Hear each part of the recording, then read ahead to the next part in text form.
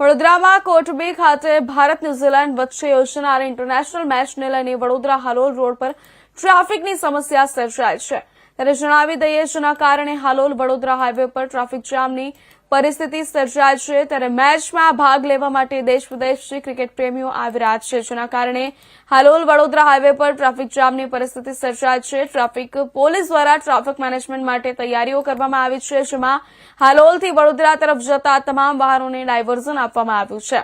વાહન ચાલકોને વૈકલ્પિક માર્ગ તરીકે જરોદ રેફરલ ચોકડીથી રાહકોઈ રસુલાબાદ રવાલથી જમણી તરફ થઈ જેસંગપુરા પાટિયા સિકંદરપુરા પાટિયાથી આજવા ચોકડી તરફના રૂટનો ઉપયોગ કરવાનું કહેવામાં આવ્યું છે આ મેચને લઈને વડોદરામાં ટ્રાફિકની સમસ્યા કેવી રીતે અટકાવી શકાય તે માટે સુચારુ અને સુવ્યવસ્થિત આયોજન કરવામાં આવ્યું હતું છતાં ક્રિકેટ રસિકોના અતિ ઉત્સાહ અને ઘસારાને ડામવામાં તંત્ર અને બીસીએ નિષ્ફળ હોય તેવું સામે આવ્યું છે।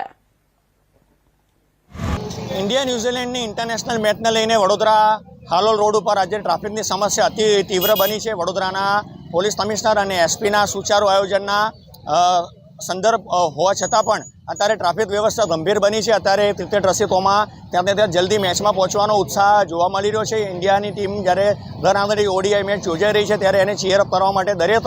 ભારતીયો આજે મોટી સંખ્યામાં હાલોલ ખાતે કોટંબી સ્ટેડિયમમાં જવા માટે ઉમટી પડ્યા છે પણ ટ્રાફિકની વ્યવસ્થાના સુચારુ આયોજન હોવા છતાં પણ અત્યારે ટ્રાફિક વ્યવસ્થા ત્યાં ગંભીર બની છે। હિમાંશુ જોશી,